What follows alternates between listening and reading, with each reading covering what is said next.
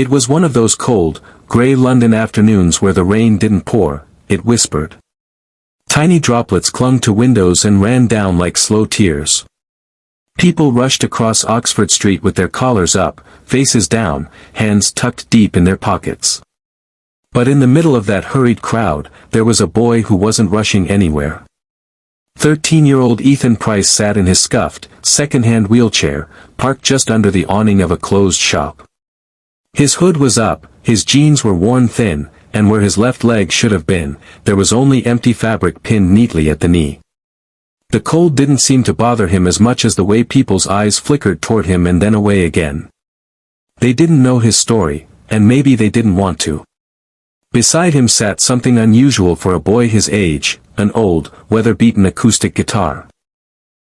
The wood was scratched, the strings mismatched, but Ethan held it with a kind of reverence, as though it were the most precious thing in his world. He had never taken a music lesson. Not one. In fact, he couldn't read a single note on a page. But music had been his friend long before life took his leg. His mum used to say that when Ethan was little, he could hum a tune after hearing it only once. Back then, before the accident, before his dad left, there were warm Sunday mornings filled with his mother's singing and the smell of toast. But cancer had stolen her voice forever 2 years ago, leaving Ethan with nothing but the memory of her songs. The guitar wasn't even his, not at first. He'd found it in a charity shop one rainy day, the price tag far beyond what he could afford. But the shopkeeper, an old man named Mr. Harris, had seen something in Ethan's eyes. "You play?" he'd asked. "No, sir," Ethan had replied quietly. "But I think I could." And just like that, the old man had given him the guitar for free. "Music chooses its own," he'd said with a smile. From that day, Ethan taught himself by watching street performers, sneaking into YouTube videos at the public library, and listening, really listening, to the world around him.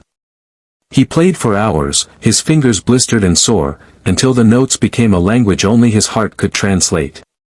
But still, he never played for a crowd. Not until the day of the competition. London's Rising Voices talent show was held every year at the Royal Albert Hall, a place so grand Ethan had only ever seen it in pictures. This year, Mr. Harris had convinced him to audition. "You've got something rare, lad," the old man had said. "Don't keep it locked away." Ethan almost didn't go. He was terrified, of the stage, of the people, of failing. But something in his chest whispered that maybe, just maybe, this was his chance. The morning of the audition, Ethan wheeled himself through the backstage corridors, surrounded by kids in sparkling outfits, each clutching sheet music, each with proud parents and expensive instruments. No one paid much attention to the quiet boy in the faded hoodie. When his name was called, Ethan rolled onto the stage. The lights were blinding, the crowd impossibly large. 4 judges sat behind a long table, their faces unreadable. One of them, a tall man in a sharp suit, leaned into the microphone. "Ethan Price," he read from the card. "Says here you've never had a music lesson." Ethan swallowed hard. "That's right, sir." The man raised an eyebrow. "And what will you be playing?"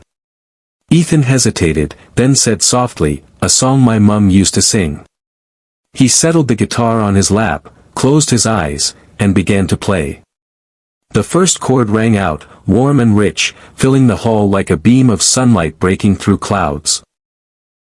His fingers danced across the strings with surprising confidence, each note shaped by raw emotion rather than polished technique. His voice, though not powerful, carried a sincerity that made people lean forward in their seats. By the second verse, the hall was silent. No coughing, no shifting in chairs, just the sound of Ethan's song. It wasn't just music.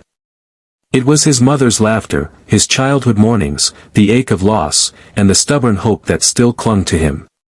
Halfway through, something happened. A string snapped. The sharp twang echoed in the silence, and Ethan froze, panic rising in his chest. This was it. His chance was over. But then, from the shadows at the side of the stage, a man stepped forward, one of the crew members. He knelt beside Ethan, took the guitar gently, and with practiced hands replaced the string in seconds. "Go on, lad," he whispered. "Finish it." Ethan took a deep breath and began again, this time even stronger. When he hit the final note, it hung in the air like a held breath before dissolving into thunderous applause. One of the judges, a woman with kind eyes, stood up. "Ethan," she said, her voice trembling, "I've been in this business for 30 years, and I have never seen someone pour so much truth into a performance." She slammed the golden buzzer. Confetti rained down as Ethan covered his face, overwhelmed. Somewhere in the crowd, Mr. Harris was on his feet, cheering through tears. But the real surprise came after the show.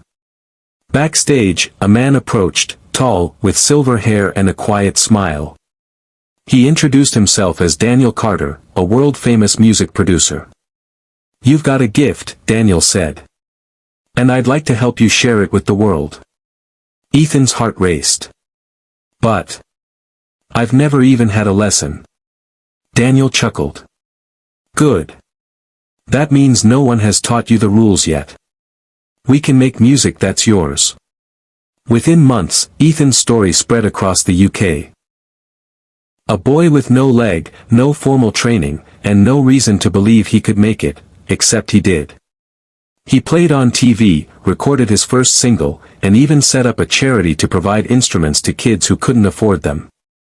But no matter how big the stages got, he still played his mother's song at every concert.